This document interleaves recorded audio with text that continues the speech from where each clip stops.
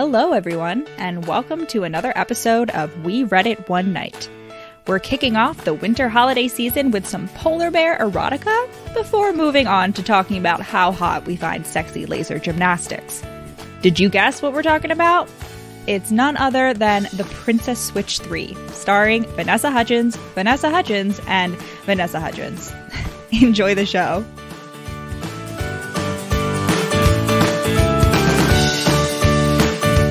Hello, listener.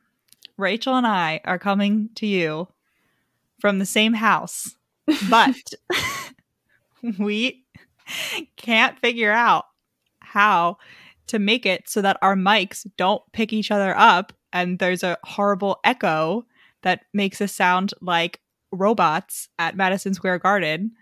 So if you know anything about different rooms. Yeah, so we're in the same house, but we're sitting in different rooms. So if you know anything about how to prevent that from happening so that we can be in the same house and in the same room, that would be much appreciated, comrade. Please slide into our DMs or send us an email and let us know. Please. Thank you. So today we're doing the Princess Switch 3, and along with the theme of Christmas polar, well, it's not really along the same theme at all, but I just like to relay to you an anecdote of a disturbing picture I saw last night around the time of the Princess Switch 3 viewing. Which I want to emphasize, she showed me without my consent.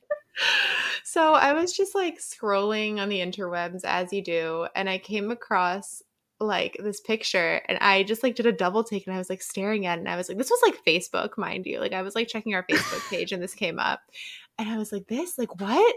I know Facebook isn't great at like filtering and like, you know, censoring what needs to be censored, but this just seems extreme. And I was staring at it and the image that my mind immediately processed was just like a flabby small dick in like a field of pubes. Like that's exactly what it looked like. And then after staring at it and then looking at who posted it, it was a zoo that posted it. And they were like, our polar bear program is going great. Here's like Sunny the bear or whatever. And it was a fucking polar bear in some hay, but like a close up so you couldn't really see anything but like the polar bear's like dick shaped body and like some Wait, it wasn't its actual dick? No, it was no one's dick. It was a polar bear. I thought it was the polar bear's dick. What? I thought you were showing me a polar bear dick. A window in the picture, which I didn't immediately process. No, it was a polar bear in his like inside enclosure. There was a window, and there was a field of hay. I mean, not a field of hay, like a bunch of hay that he was like laying in. I thought you did not make that clear last night. I've spent the past 24 hours thinking that you showed me a polar bear dick. No, naturally, my first thought was like, you know, is my mind just like this deranged? I need to show Allison to see what she sees. And apparently, yeah, she saw the same thing, but she never got to the point of seeing a polar bear. I didn't realize there was a well, because I saw it and I immediately looked away. I was like, I don't want to see the polar bear. Because listen, Rachel, I do have specific trauma about being exposed to animal penises against my will. See the dolphin documentary I watched like 10 years ago where like suddenly there were just dolphin dicks everywhere. Dolphin dicks, by the way, look like 3 feet long bratwursts. Like they are so, and they retract. That's why you've never seen them before. It's horrible. So I thought this was like round 2 of unconsensual animal penises making its way into my field of vision. I mean, yeah, if you want to go along that line of thinking, the first time when we went on that like college tour when I was a junior, I went to, I don't remember what school this was, like some school, maybe North Carolina, I don't know. And for some reason, I like thought it would be a good idea to like sit in on a random class, and it was some like random, I don't know, like liberal arts type class. But the professor saw fit to start off class with a slide of whale balls and make the joke about whales having literally a ton of testicles. And I was like 16 sitting there like in my very first ever college class. Anyway, we're talking about the Christmas classic, the final, hopefully not final movie in the Princess Switch trilogy. Hopefully soon to be quadrilogy. Yes, I'm going to point out the specific character who I would like to be the hero of the next movie. Yeah. Later in the episode, but quick recap of the first two movies in case any of you haven't seen them, which you should. They're on Netflix. First movie, Vanessa Hudgens lives in Chicago. There's another Vanessa Hudgens who lives in an imaginary country named Montanaro, and she's about to be the queen. Chicago Vanessa Hudgens is a baker. She goes to a Christmas baking competition in Montanaro. They discover that they look alike. They switch places. Hijinks ensue. Eventually, Chicago Vanessa Hudgens marries Edward, who is a prince of a different country and was Montanaro Vanessa Hudgens' fiance. And then Montanaro Vanessa Hudgens falls in love with Chicago Vanessa Hudgens' best friend, Kevin. Single dad Kevin. Hot zaddy Kevin. So hot. And then in the second movie, Montanaro Vanessa Hudgens is being crowned queen. That's her love story with Kevin is the focus. There's another switcheroo, and that movie introduces the best character in this whole franchise, Fiona, who is, you guessed it, a third Vanessa Hudgens, who kidnaps Chicago Vanessa Hudgens, aka Stacey, and pretends to be thinking that she's Montanaro Vanessa Hudgens, aka Margaret, so she can like be the queen and steal all the jewels. Fiona is a criminal. She is amazing, and she has a horrible blonde wig. And now in this third movie, unfortunately, there is not a fourth Vanessa Hudgens yet. My intel on that is that they were in fact going to have a fourth Vanessa Hudgens, but then Vanessa Hudgens herself, the real Vanessa Hudgens, was like, psychologically, that would be too much for me to play 4 different characters in this movie. So, which like fair, but also still disappointing. However, that does not stop this from being by far the best Princess Switch movie, in my opinion. It was great. The budget way up. The innuendo. Yes. The budget went up, but the innuendo scale went even upper. Yeah, it was very dirty for like a Christmas movie. Another thing that's very high in this very large presence in this movie is the Catholic Church for some reason. Yeah. I think this movie may have been like sponsored by the Catholic Church. But it's not like it's very like pro. Like they're not like, yeah, I don't know. It's just like background characters. Like everyone is Catholic for some reason. So we start off with a papal envoy, some like bishop showing up with the special Christmas star that's like this huge like giant star for the top of the tree that gets like I guess loaned out to like different royalty every year. And this year it's Montanaro's turn. Stacey and Margaret are hosting a Christmas bash. So this is going to be like the thing for their tree lighting ceremony. And the background of the star was that it belonged to St. Nicholas himself, you know, aka Santa Claus. But I mean, St. Nicholas was a real person. But I'm like, this is a giant, like, solid gold star. Like, how many poor people could St. Nicholas have given presents to or, like, helped if he had just sold the star instead of just having it on his decorative staff? So, okay, so we find out. So, yeah, this is, like, going on. We're here. Stacey is doing like a voiceover and giving us like an update on all the previous characters. Honestly, Stacey is probably like has the most right to decide what should have happened to Fiona, being the like direct victim of Fiona's nefarious plans. And she's like, I thought Fiona should go to jail, but Margaret says she's family, so she got community service instead. And I'm like, all right, nepotism, committing treason in the royal, the royal pardon seems like it's rife with nepotism here. Yeah, so Fiona is at the Catholic Church comes back. She's at the convent. Doing community service. / orphanage, possibly? I don't know, but it's like really cool. It's like a castle on like a cliff in Scotland or something. In the middle of a lake. Yeah, and naturally everyone hates her, including like the Mother Superior. They're like, this fucking Fiona's a pain in our ass. She should have gone to jail.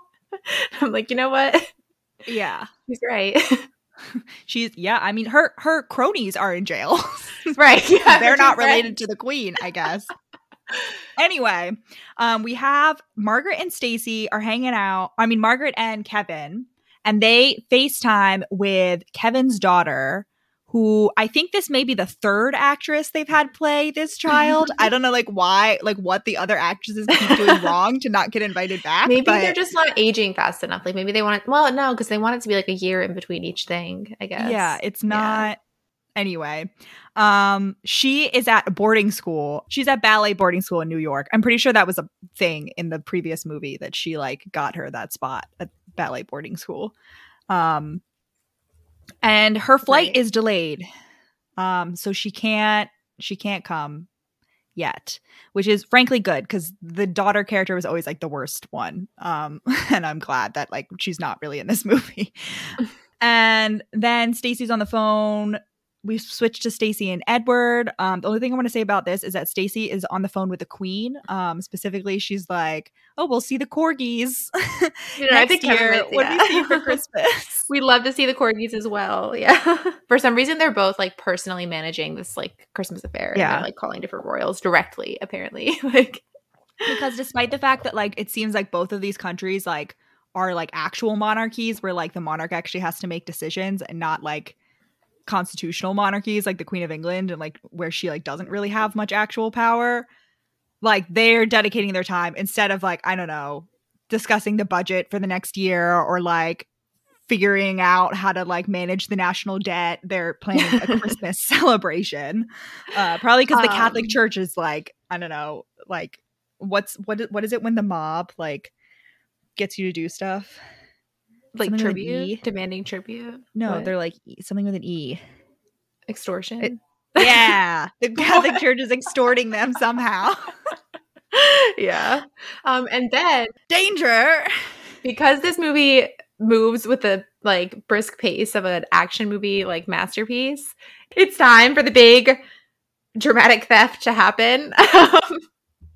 Somehow the Christmas star is missing and they're like, oh, wasn't there security? And apparently the guards were all drugged by chloromethazanine. I meant to look up if this is like a real drug or not. And like yeah, it went through the vents. Like the gas was put in through the vents. And then except that like, so like you have that very sophisticated robbery because like they knocked out all the cameras and they knocked out all the guards. But then the star was just stolen by what essentially just looks like someone punched a hole in the glass and then like took the star out. It's like jagged hole. And the police chief is like telling them this whole thing. And they're like, oh, well, like, could you please promise us it'll be back by Christmas? And she's like, that would be a pie crust promise. Easily made, easily broken. Which like I love. If they came up with that just for this movie, like if that's not like a standing phrase. They constantly have like these random phrases just thrown around. And I'm like, who is the screenwriter? I just want to talk. It's the dialect of Montanaro.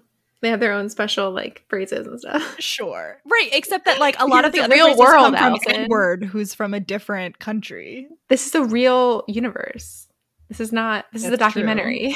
That's we true. know that. In this universe, by the way, there is a fourth Vanessa Hudgens because Vanessa Hudgens did a different Christmas movie for Netflix that is canonically part of this universe because they watch the Christmas Prince in that movie and the Christmas Prince characters are like show up in the Princess Switch universe, which means there's a fourth Vanessa Hudgens, basically. It's all in the same universe. Wait, is Vanessa Hudgens in the Christmas Prince? No, she's in The Night Before Christmas. Oh, yeah. The Night Before Christmas. Oh, shit. Wait, they watched that in the Christmas Prince?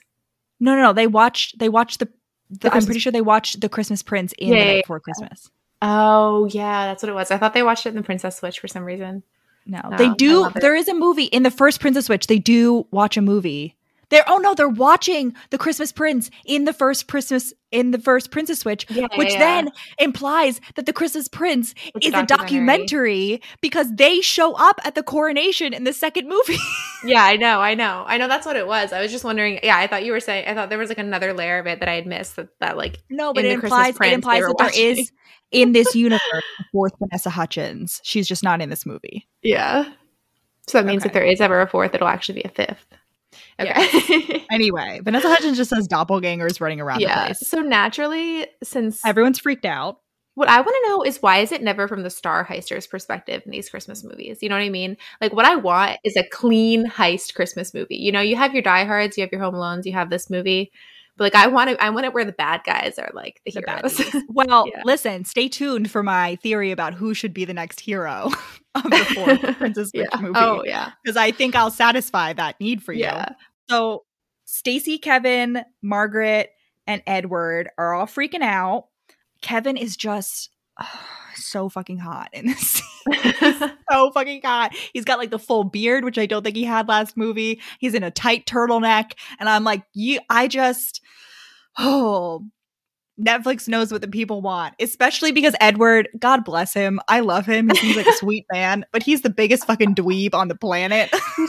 He's a dummy. He's not hot or competent. He's not even hot, yeah. He's just standing there like saying things that are like just apparently like intended to make them feel better, but are obviously just like any fool could see, especially Kevin can see that it's making Margaret feel worse. He's like, oh, well, I remember when my grandfather, Pappy, lost the family jewels. And she's like, oh, they got them back, right? And he's like, no, he was almost deposed. And we only found bits and pieces centuries later. And Kevin's just like, dude, shut up.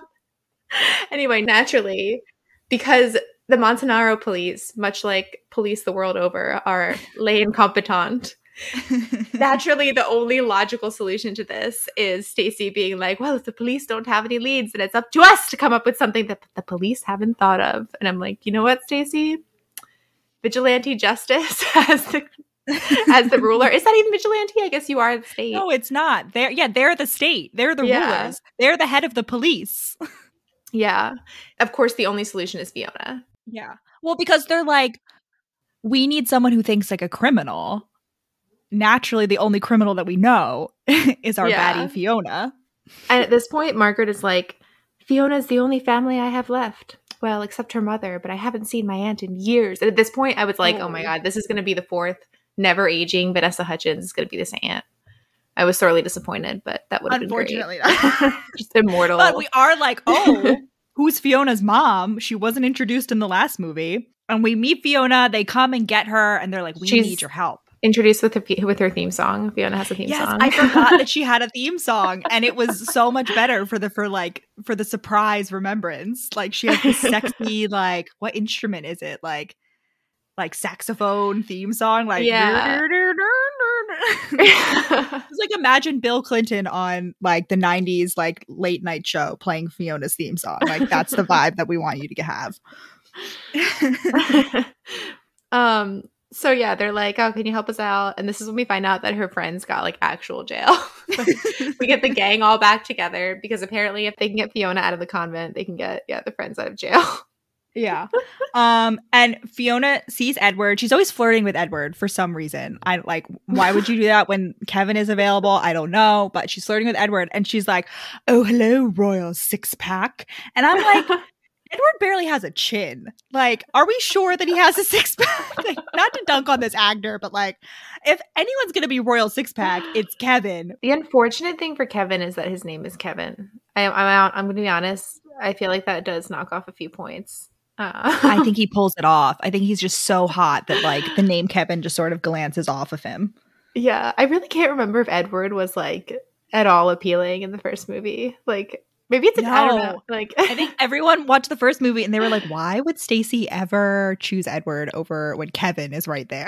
Like, because Kevin has a crush on Stacey. That's how he falls in love with Margaret, because he thinks he's like flirting with Stacey, but he's actually flirting with Margaret. Poor Margaret's hair, also, just a note, they really seem to lean into the fact that she's a queen and that queens apparently have to have helmet hair. So it just gets like progressively worse over these movies. Yeah, this is, I mean, if you want like a just in your face example of like the difference that hair can make, just look at these three actresses, because like honestly it adds like 15 years to her, and it's obviously the same Vanessa Hudgens as the other two, but like I don't know, I feel like bleach blonde hair has never been like the best option except in this movie. Like it's just very clearly Fiona. I don't know, at least to me, like she just looks like the age that Vanessa Hudgens Stacey's actually okay. is. Stacey's okay. Stacey's hair is fine. Yeah, but I think Fiona still like wins somehow. In my opinion. Okay. Anyway, Fiona is like, we're gonna need some help. She's like, I may be a criminal, but that means that I also have criminal friends, and more specifically, a criminal ex-boyfriend / childhood friend. This is a childhood friends to lovers spy story, friends. This is what we want this Christmas season. And his name is Peter, and he's super high tech and super hot. Yep. And we find out that the reason Peter has like all this like high tech shit is because he used to work for Interpol, but then he like got fired for stealing some diamonds, which was a setup. Did we ever find out like who set him up? No, I thought that was going to be a dramatic reveal that like he was set up, but unclear whether Peter actually stole these diamonds or not. Yeah, there's definitely got to be a fourth movie just to like clear that up, I feel like. I guess we just take his word for it. I don't know. But the fourth Vanessa Hudgens is the one who framed Peter for stealing the diamonds at Interpol. Yes, Anyway. along with the hero. Yeah. Okay, so now Peter runs a security company, which is important later in a very funny way. Also, I feel like the vibe that this gave me initially and like throughout was like, this is finally, you know how like every like kids, I don't know how to describe it, like kids show that involved the kids doing cool shit always had like a backup, like a team member who was there like doing all the spy shit, you know, like nerdy kid, like Wade and Kim Possible. This is Wade and Kim Possible finally getting his own romance storyline. Yes. But like he's also hot, you know, he's not like a little Wade kid, grew obviously. up. Yeah, Wade grew up and he's coming into his own. Yeah, it's great. Yeah, Fiona gets the happy ending she deserves. Wade gets the happy ending he deserves, except his name is Peter and he's hot in this. He calls her Pemmy because she's like Fiona Pembroke or something. Yeah, he's like, you'll always be Pemmy to me. Which is frankly annoying. Anyway, we get more information about Fiona's mom. Her name is Bianca, which is I think a very good bitchy mom name. Peter also had daddy issues, but he made peace with his dad before his dad died last year. And he's like, you should make peace with your mom. And Fiona is like, when hell freezes over. He really lays on the guilt trip thick. He's like, I saw him last Christmas, 2 days before he died. That could happen with your mom. And everyone's just like constantly like coming at her from that angle. And I'm like, that is just like, yeah, okay. If she was like shitty your entire life, why would the last 2 days be any less shitty? I personally think that Fiona does not need to forgive her mom, but unfortunately this is a Christmas movie and family has to be forgiven in Christmas movies. So there's the flashbacks of Fiona as a little kid, all ready to get picked up from boarding school by her mom for Christmas. For like the 2 days a year she's going to see her mom, and her mom's like, oh, sorry, honey, I've got a plane to catch. And then we get this like sad scene of Fiona giving her mom like this cute card that she made, but her mom like leaves anyway. But luckily there's a little boy Peter there, and he's also abandoned by his parents. Yes, and he like makes her feel better, and then they go outside to look at the night sky, and he's like, look at those upside, look at this super fake ass superimposed upside down Big Dipper. He's like, you, wherever you are, you look up at that, like, and you know that I'll be there too, like looking up at the same thing. It's wonderful. It comes back multiple times, and every time I see this like upside down Big Dipper, I'm laughing. He has hacked into Interpol naturally because he's a hacker and also is familiar with the system. Yeah. And he's like, this chloromethazine is only sold in like China, except there's also a dealer in Geneva, Switzerland, conveniently. And I hacked into their security cameras, and look at this man named Hunter Cunard. Just such a weird, very dirty name. Like it sounds like so dirty. It really does. Hunter Cunard, whatever. Either way, bad. Who is a billionaire tycoon / thief and steals things. And he's like, well, he bought this gas and he clearly has a star. So they come back and tell the royal gang and are like, we clearly have to steal the star back from Hunter. Yeah, I'm going to be honest. I always, in movies like this, I always zone out at the part that they're like making the connections of like how they know who the bad guy is, because it like never makes sense anyway. I feel like it's rarely worth the effort to like follow along. But that was a good summary. But this is just very simple. Like I still zoned out. Yeah, so Fiona goes back and she's like, oh, I got my friend Peter here. And they're like, isn't he the guy that got fired from Interpol last year for stealing the diamonds? And that's when he's like, I got framed. But we never find out. Allegedly. Allegedly. Yeah. We also find out that Fiona has like a history with Hunter, right? She's like, we had a bit of a steamy. Like, what does that mean? Yeah. A steamy what? It's like Hunter and Fiona are very sexually charged in their relationship, which is why I think Hunter should be the hero of the next movie. With the fourth Vanessa Hudgens, who set up Peter for the diamonds. Yeah. So apparently, no, what happened is that, like, I guess Peter was going to admit that he had feelings for Fiona, and she, like, sensed that coming. So naturally, she was like, gotta go. And that's when she got with Hunter. This was like 5 her years emotional ago, wound from her mom. She can't get close to people because love betrays you. So they look at Hunter's very up-to-date security system with lasers and security cameras and like motion sensors and keypads and all of this stuff. And they're like, it's going to be hard. So we have to get an invitation to his Christmas party that he hosts so that we can get into his house, so we can have a reason to be in his house. And so they're like, well, because Fiona and him have a history, we're going to do a regular old accidental bump into each other at the park. Because he walks his dog every day in this one park, rain or shine. And so we're going to get a dog for Fiona, and then she's going to bump into him. But unfortunately, the dog is very large. It is a very cute Great Dane that is the size of Vanessa Hudgens. And that dog chases a squirrel into a bush. And so the meeting is not successful. And it pulls her into a bush too. Yes, like afterwards, she's like, you know, the classic like person looks like they fell into a dumpster of Christmas trees. So she has like fur, like fucking evergreen leaves like stuck in her hair. And so Peter's like, oh, don't worry, we can try again after you freshen up. And she's like, freshen up? Like, are you implying that I don't always look amazing? And then he does the like, he's like, does like the chin stroke, and he's like, just freshen up a little, and like does the like thumb caress, like wipes a little dirt like off of like right by the corner of her mouth, and it's like so erotic and cute, and the movie acknowledges it as such because the sidekicks in the background are like, whoa, get a room, guys. And I'm like, yeah, this is like the start of the innuendo ratcheting up. Yeah, it's very much like, are you lost, baby girl? But like in front of people, and she's not lost. It's amazing.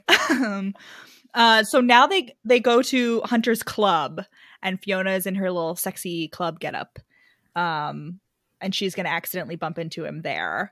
And she sets a honey trap on Santa's lap. She like sits sexily on Santa's lap, but also the guy that plays Santa is like very into it.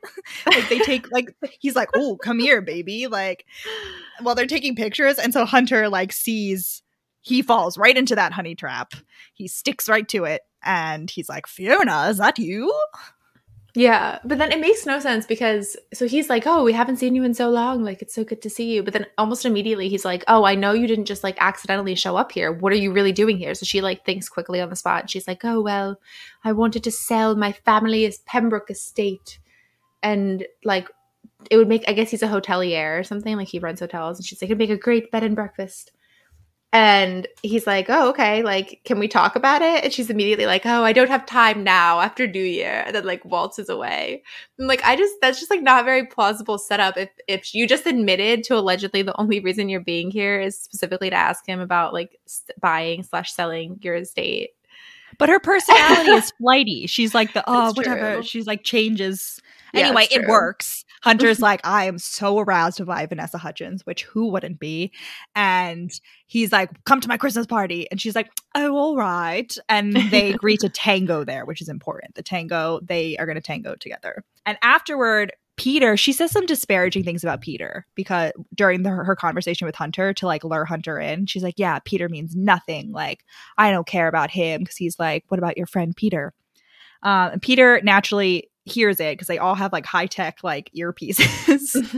And Peter hears it, and he's very jealous of her interaction with Hunter, and he's very sad. Oh yeah, so now I think this is like what, yeah, so now of course it's time to like have the montage of like preparing the crew. And for some reason, like instead of contracting with like real criminals/spies, they like just decide to get Fiona's like henchmen in on it. Right? They are criminals. They went to jail for kidnapping the queen. Yeah, but very incompetently. That's the point. Yeah, they went to jail. Peter and Fiona are competent enough for the both of them. So now we have a sexy laser dodging scene. So immediately when I saw Hunter's laser setup, I was like, okay, naturally we're going to get a sexy laser dodging gymnastics like contortionist scene in this movie. And not only were we blessed with one of those scenes, we were blessed with them twice. The first time is when they're preparing for the laser thing, and Peter is like, this is a 2-person job. And so Peter does some weird like sexy gymnastics / semi breakdancing like laser dodging, and then he's like, but this laser is too high, so I have to push someone up. And Vanessa Hudgens, Fiona, is like, oh, one of her henchmen tries to do it, and he fails miserably, naturally. And Vanessa Hudgens, Fiona, is like, oh, I can do it. And she does this yoga, like Cirque du Soleil, like sexy shit. And I'm immediately like, there's a split involved. And she is in fact wearing a sparkly unitard in this. And then there's a very sexy scene where she comes up to Peter and they're standing 2 inches apart and there's an almost kiss and it's filled with sexual tension. And then he like launches her and she does like a backflip over the laser and then like gets to the other side. And I was just like, that was the hottest thing I have ever seen in my entire life. Where does this Princess Switch 3 movie get off being so fucking hot? Like, ladies and gentlemen, this is how you do sexual tension without actually having like sex or even making out. They don't even touch each other. They're literally not touching in this entire scene. And it is so hot. And it's once again recognized like in what's the word, like on scene in storyline, because again the innuendo ramped way up in here and her henchmen are just like afterwards they're like, Betty can get past your security systems. There's a little bit of do ya don't ya, can't ya won't ya. What? That's what the girl henchman says. She's like, I must have zoned out. Little bit of do ya don't ya, can't ya won't ya.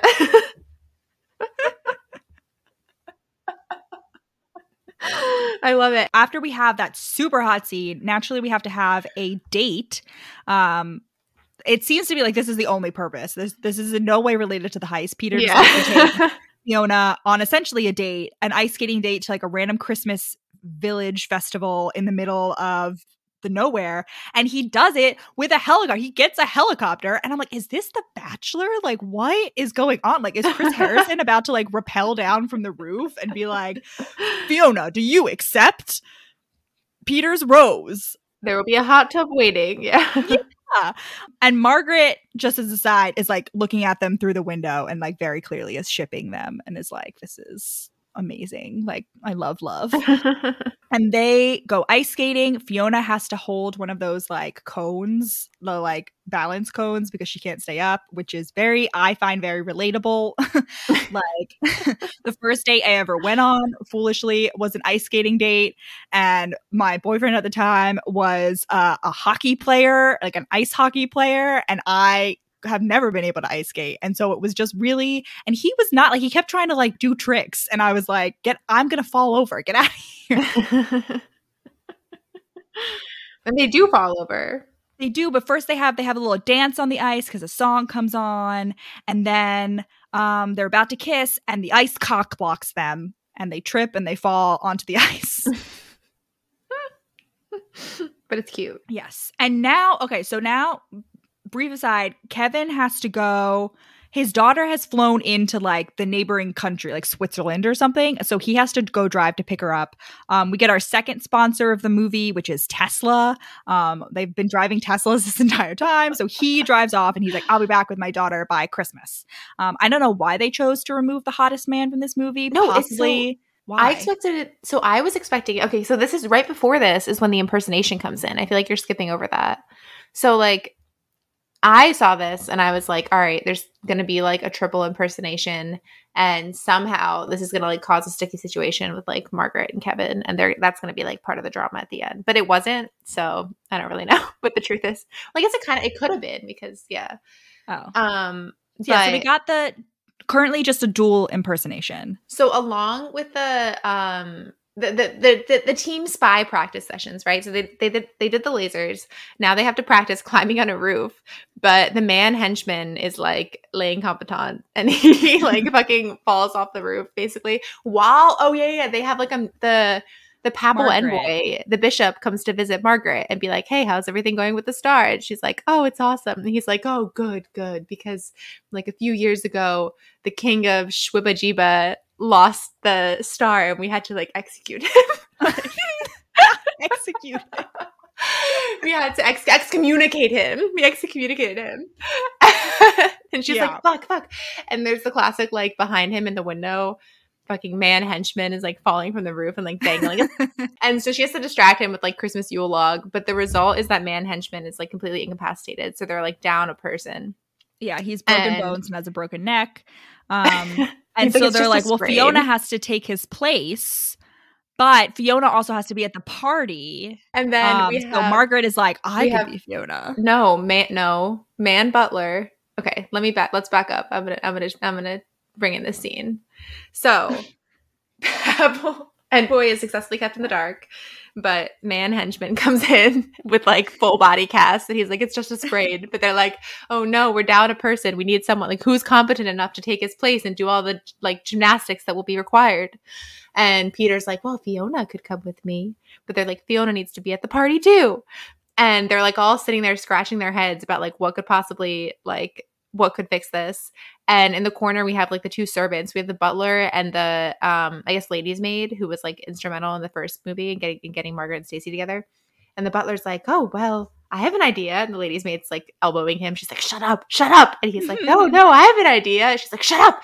And he's like, well, if last year it was plausible for fucking Fiona to kidnap the queen and impersonate her, then it must also be plausible for the queen to impersonate Fiona. And he gets that out in the open. And Edward's like, well, I've never had a thought in my life, so I can't provide anything better.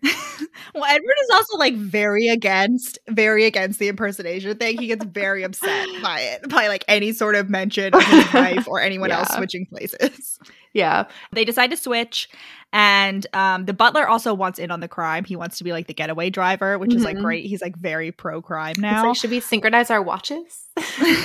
And Fiona has to teach Margaret how to be her, and she's teaching her how to tango because she's like, Hunter and I are going to tango, so I have to give you like a refresher.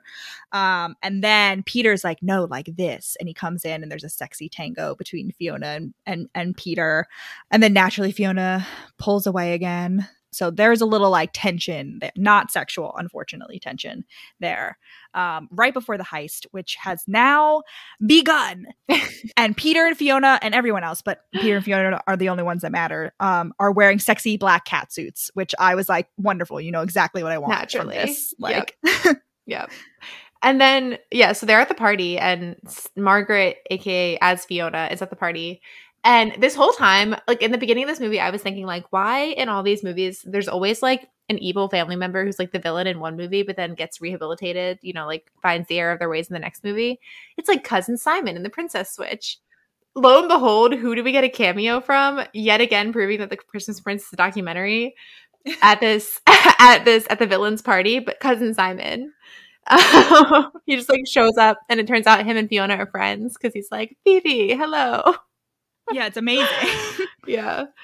So we get this whole scene is like a bunch of like flash betweens, like Margaret at the party trying to distract Hunter by pretending to be Fiona, and then Fiona, Peter, and it's just Fiona and Peter because the woman henchman is like the computer person. She's Wade in this situation. She's like watching the security cameras, and they keep like switching back and forth. But for anyone who was wondering whether there was going to be a third switch, in fact, so we learn at the beginning of the movie that Fiona has to be back at the convent December 26th because she has a disciplinary hearing then, like with the committee to see whether they're going to extend her sentence, put her in jail, or like let her go.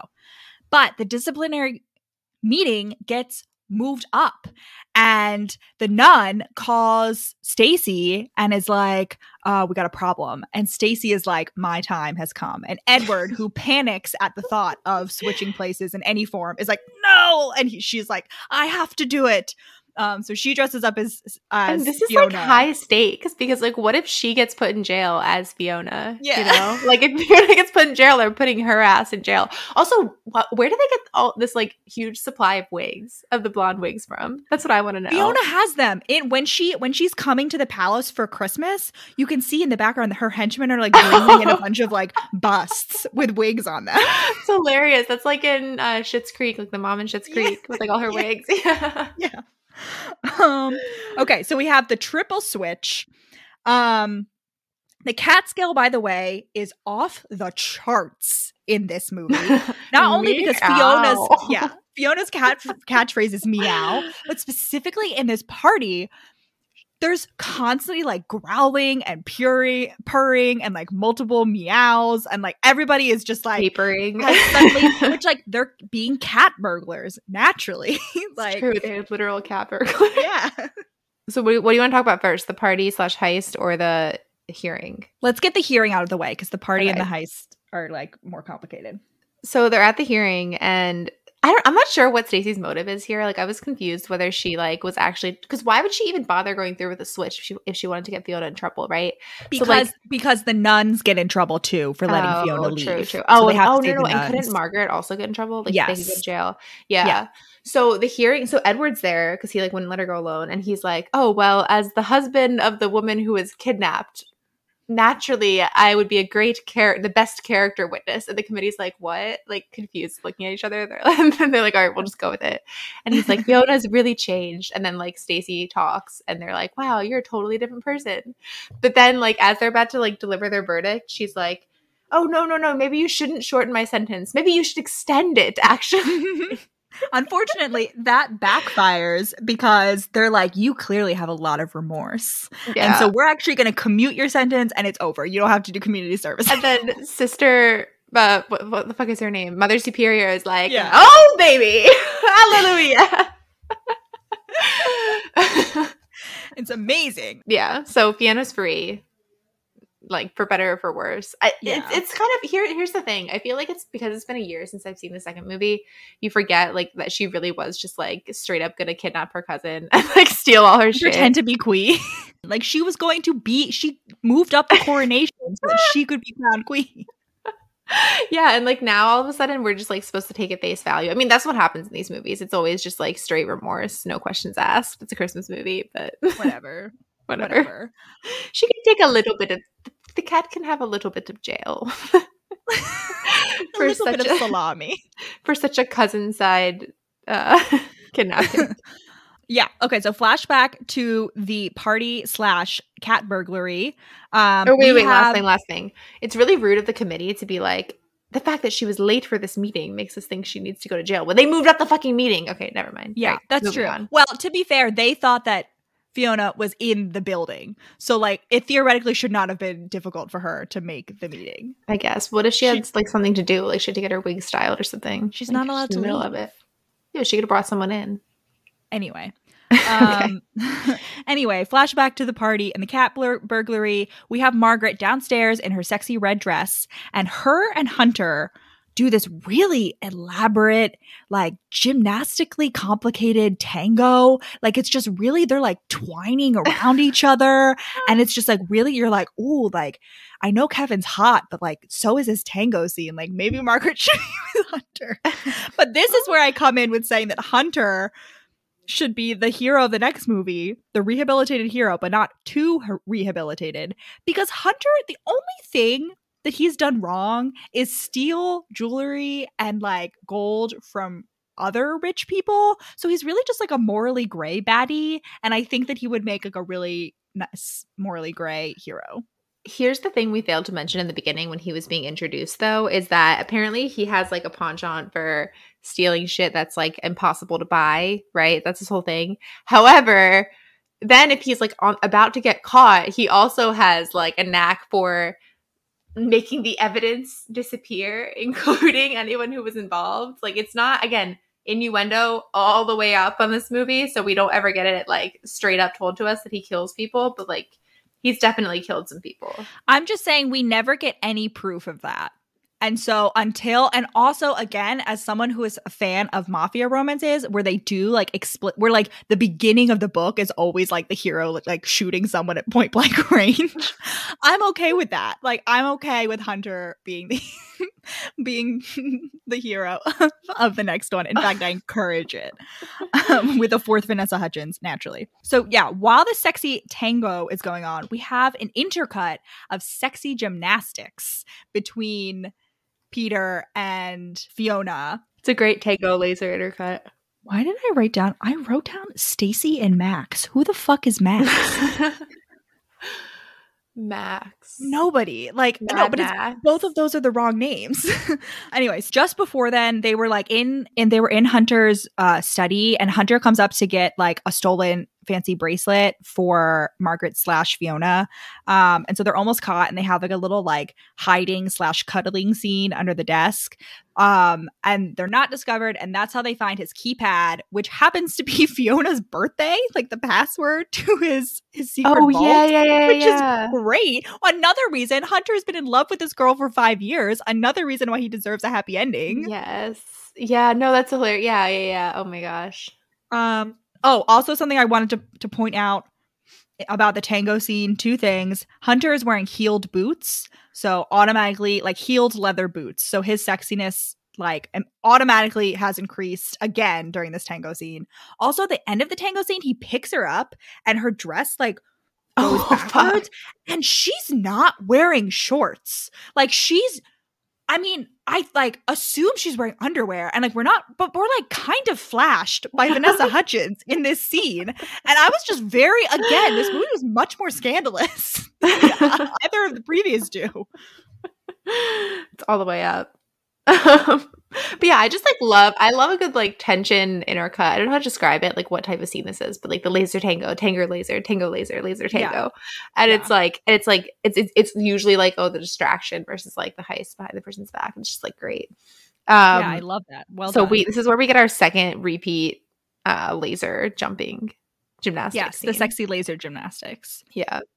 And they succeed. And but they set so they go to pick up the star, which is there. I thought there was going to be a twist that like the star wasn't actually there and it was like someone else, like Peter had double crossed them or something, but no, the star is there.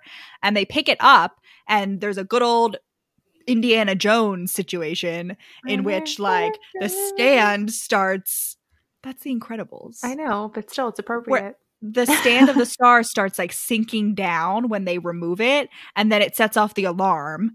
We have like henchman girl, the woman henchman is on the computer like making it seem to the security guards that it's still like legit and nothing's going wrong. But the man henchman starts like freaking out, and he's like, we gotta get out while the getting's good. Leave him behind. Whoever falls behind, Pirates left code. behind. Yeah.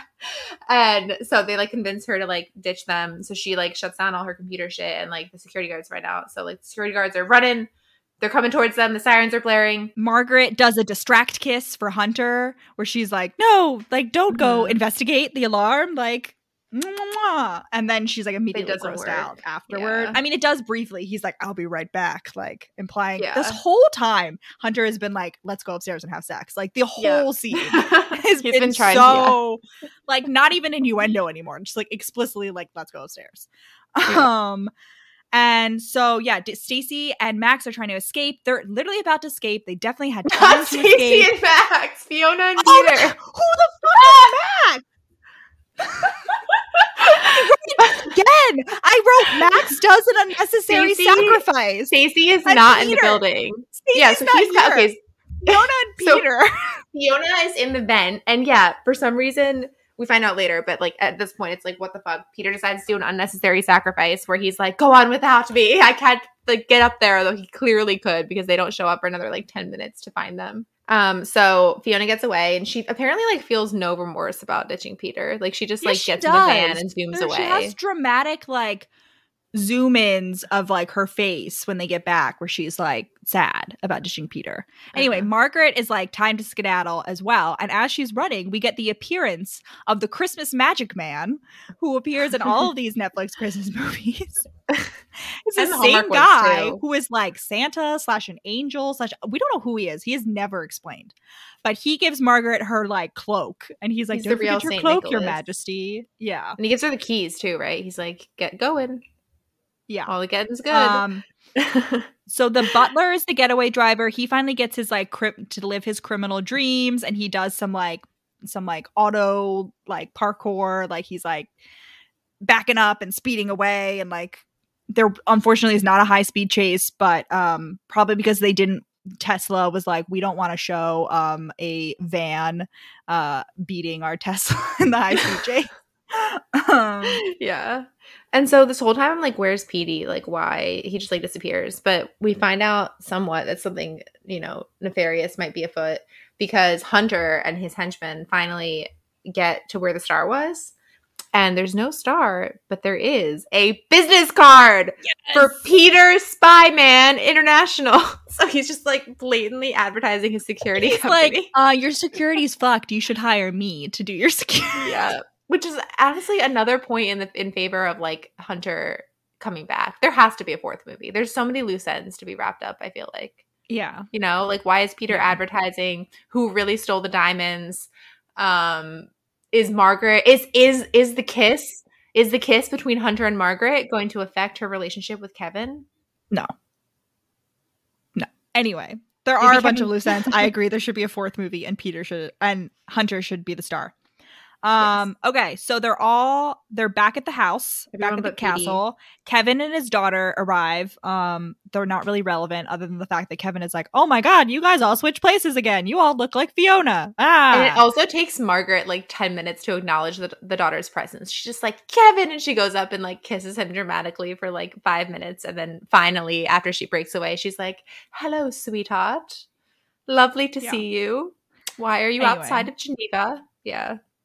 Fiona gets a text from Peter that's like, "Meet me at our old school at 8 a.m. tomorrow." Fiona. So everyone's like, "Oh my gosh, did you get it? Like the whole point of this was the star. Like, did you get the star? Did you get the star?" And Fiona's like, "Don't worry, your royal hotness." And she pulls out the bag, and it turns out it has a basketball in it. Yeah.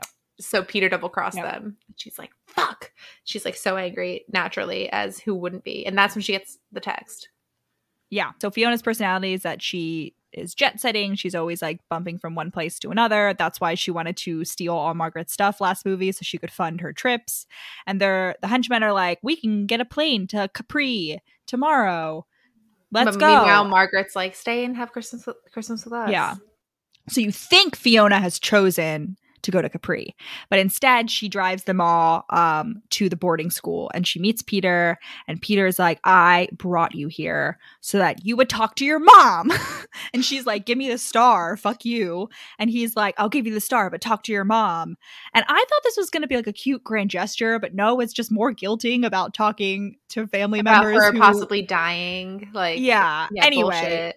Fiona does get the star from Peter, but Peter is like, "I can't support." Like, I know they had a line. What was the line? He was like, "I know I said wherever, whenever, but this is the end of the road for us." Yeah. So they have a little breakup or whatever. And then Fiona's about to leave, but instead she's like, "Oh, fine." And she goes and meets her mom. And unfortunately, the mom is not a fourth Vanessa Hudgens in a wig. It's just an old woman. She's not that old. She's just like she's not a middle-aged woman. Lady. She's just a middle-aged woman. And one of the things I don't like is that, so Bianca is like, "I was traveling around the world, and then I went to this like ashram retreat in like Thailand or somewhere, like whatever, and I had a spiritual awakening." And I just didn't really like that, like kind of like eat, pray, love casual racism of she like calls being it out. like, Fiona's like, "You pray love is so last decade." Yeah, but like, I don't know, it just seemed like a little bit more like casual racism than like the movie. Just like everything about the mom, like sucks. Like there's nothing really redeeming about her at all. Especially she's like, "I realized there was a piece of me missing and it was my daughter." And I'm like, "Bitch, you shouldn't need like a fucking any kind of like spiritual retreat to realize that." Like, what? How about you were the one missing from her life? Yeah, but then later she seems to imply that like, oh, she actually loved Fiona the whole time. And then she's like, she tries to make up some excuse. She's like, "Oh, it's because like, I don't know, you don't know much about your father, but he was cruel to me. And so I wasn't running from you, I was running from him." I'm like, that makes no fucking, I don't know. Like maybe if we have more daughter with you then. Yeah, don't like, you keep coming back to this one place. Like what? You're leaving her in danger? Like if this guy, you know what I mean? Yeah. Like he could easily have come and scooped her. And Fiona stands up to her narcissistic mother, and I was very proud of Fiona, but unfortunately, Bianca pulls out the card that baby Fiona made her, and it's like, "I've kept this with me the whole time." And I was like, okay, you still like abandoned your daughter for 20 years. Fiona's like, "When I was at this boarding school, I used to steal little trinkets and wrap them up so I could pretend they were for you on Christmas." And then her mom's like, "Who knows how many Christmases we have left?" And I'm like, "Bitch, if you only have one left, it's your fault that you didn't have like 30. The thick layer of guilt of like, you don't know how many Christmases we have left together comes back. And it's like entirely the mom's fault that they didn't have like 30 plus Christmases together. Yeah. You know? No, it's horrible. Yeah. Unfortunately. And this was, by the way, like just very heavy. This like movie just overall is just like far heavier than like all of the rest of the Princess Switch movies. It's a lot. Fiona, you know, walks out on her mom. She does not fall for the guilt trip yet. Then we have a slow-mo montage of Fiona walking away and the mom crying, and like you're supposed to feel bad for the mom, but I'm like, no, like actions speak louder than words, bitch. Like actually show that you're not going to abandon. And also both of you should go to later. Yeah. Also like you should go to family therapy, both of you. But unfortunately or fortunately, this is a Hallmark Christmas movie. And we have to forgive family in those. And so Fiona is like, no, I miss my mummy, and like runs back and they like reconnect. And I was like, boo. Anyway, the star is saved. Bianca and Fiona and the henchmen go back to the palace and they're like, look, we have the star. And they bring it in right before the dramatic, like Margaret's about to fess up to losing the star to the bishop. And then they come in and they're like, actually, we just wanted to tell you that we got it cleaned. And then they place this priceless object on just like a casual table. Like, yeah. I just thought like it's been under lock and key previously, but whatever. Yeah. And Bianca starts hitting on Kevin the same way that like Fiona hits on Edward, and it's great. Yeah, as she should. They're discussing the plans for the Christmas bash the next day, and there's a yodeler. I just wanted to mention that. Like, they're like, we can't offend the Swiss like emissary by not they've been doing this the whole movie. They keep bringing up the yodeler. And then it's the night of the Christmas celebration. We get to the yodeler. The yodeler is actually fabulous. The yodeler is singing along with this like Christmas choir, and it's just like like perfectly blended and like harmonizing with this choir, and it's just fabulous. And I don't understand why we were dunking on this yodeler the whole movie. No, yodeling is great. Also, just as an aside, because it's relevant to the cat scale, we have like the convo between Stacey and dummy non-hot dummy Edward, but he does have his redeeming moment when he's like something about like, oh, how we're like Catwoman and Batman, and she's like, Catwoman and Batman aren't like teammates, and he's like, they could be, but it's us or something like that, right? They are sometimes Catwoman and Batman like hook up in the comics. I was like, we could do that. Edward's apparently a little like kinkier than like we gave him credit for, because he's like bringing up this character who's like uses all these like gadgets. Like, okay, freaking the sheets, Edward. And then Kevin says to Margaret, he's like, did you happen to keep those red heels that you were wearing when you were dressed up as dressed up as Fiona? And I'm like, again, this movie like it's implying that all three of these couples are going to like have hot fucking Christmas like and nights. That there's the potential for swingers there, you know. Obviously he's into Fiona. What? Like a sixsome. Yeah. An orgy like, at that point. Imagine that. Oh, as a side, Hunter has been arrested. Hopefully he gets out of jail and stars in the next movie, but he's been arrested. And which like, what kind of fucking system is this where stealing an object gets you actual jail, stealing a person who you thought was the monarch gets you community service at a convent that you can leave whenever you want? Fucked up. Fiona's sad because her and Peter broke up, but then Peter arrives and he is so, oh my god, he's so fucking hot in his black tie with the James Bond white scarf. You know what I'm talking? Like he's in like a black tie, but then he's got the white scarf coat, and he comes and they have like mutual apologies about hurting each other. And they're both like, the acting is off the charts. Like they're both like crying, like real tears, like these actors. I'm like, oh, the quality of this movie is just so high. It's incredible. Like Vanessa Hudgens is joining the ranks of Kristen Stewart of providing us with quality Christmas content year after year. Actually, it's more like Kristen Stewart has now joined the ranks of Vanessa Hudgens, I guess. Yes. But yes. Yeah. So then the three Vanessa Hudgens all kiss their lovers. Peter and Fiona finally get their kiss. And it zooms up to the superimposed upside down Big Dipper to end the day. And then we have like a fun little dance sequence for the end credit scene where all of the cast and the crew are like all we get to like, see Vanessa Hudgens' body double, just like they like make cameos.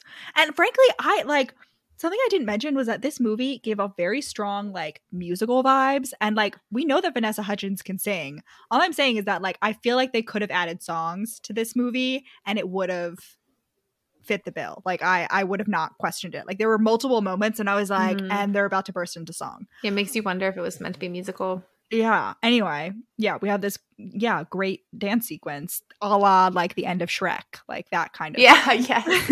All right. Happily Ever After, set up for the 4th, maybe. Please. Fingers Netflix. crossed. I will write it for you, please. I already have the plot. All right. Cat scale. Off the fucking charts. Yeah, I don't think that's going to be controversial. Explicit cat references. Like, incredible. She hates dogs also. I mean, she hates the big dog. Yes. Yeah. We specifically don't see the corgis. The corgis are mentioned and tossed aside. Yep. But that's I think that is supposed to be an explicit slight, frankly. Yes, to the Queen of England, who doesn't have any power, but while the Queen of Montenaro does. Yep, bitch. The cat queen.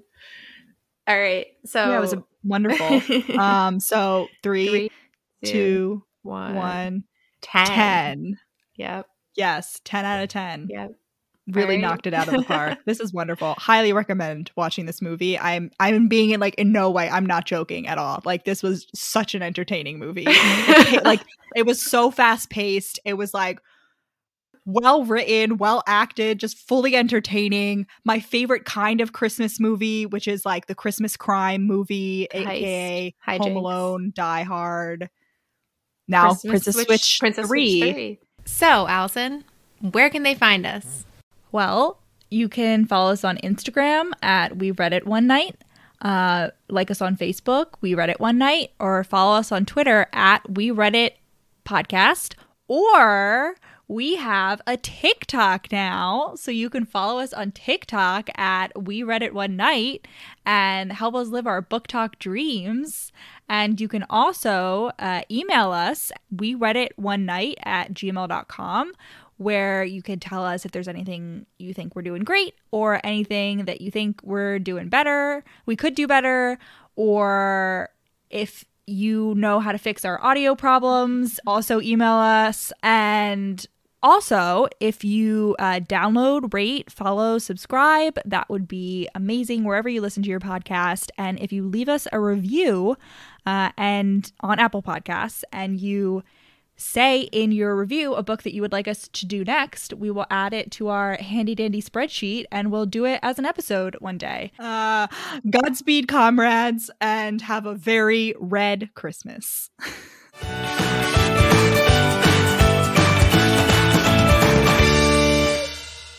When the revolution comes, where will the Christmas prince hide?